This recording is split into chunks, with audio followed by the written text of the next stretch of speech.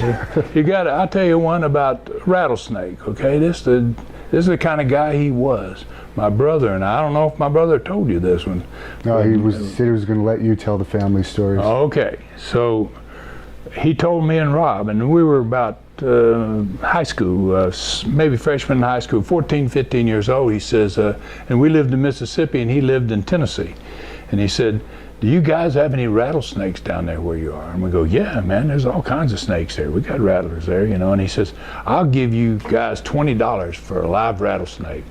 So we catch him alive, a rattler. And we put him in the bucket, and we're going to go visit Roy about a week later. We keep this rattlesnake in the bucket for a whole week sitting on the carport. And anytime you went by it, you know, we kicked the bucket, and boy, he'd go crazy. So we go up to Tennessee to visit Roy. So he pulls the rattlesnake out of the trunk, and he's got the lid. We got a lid on the big 5-gallon bucket, and he just dumped the rattlesnake out on the ground. I never saw anybody catch a snake like that. I mean, snake hits on the ground, and he grabbed him just behind his head before he could even coil.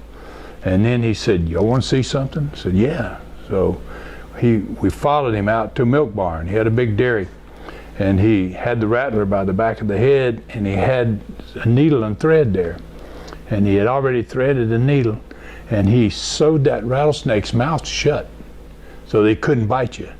And then when he finished sewing his mouth shut, we watched all that. I was like, gosh almighty, man. And that snake was, you can imagine, he was going nuts, you know. And then he took the snake and he threw him in his Cadillac. Just pitched him in the car, closed the door.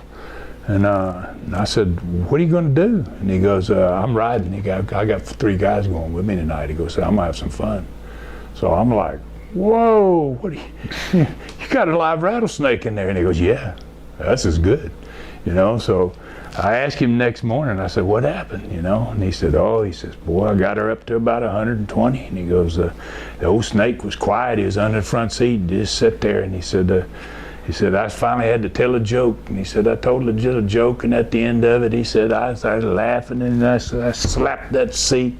And he said, boy, that he was underneath the front seat. He said, he started cranking up, you know. And so I said, well, what did you do? Did you slow down? He goes, hell no, I didn't slow down. I kept her 120.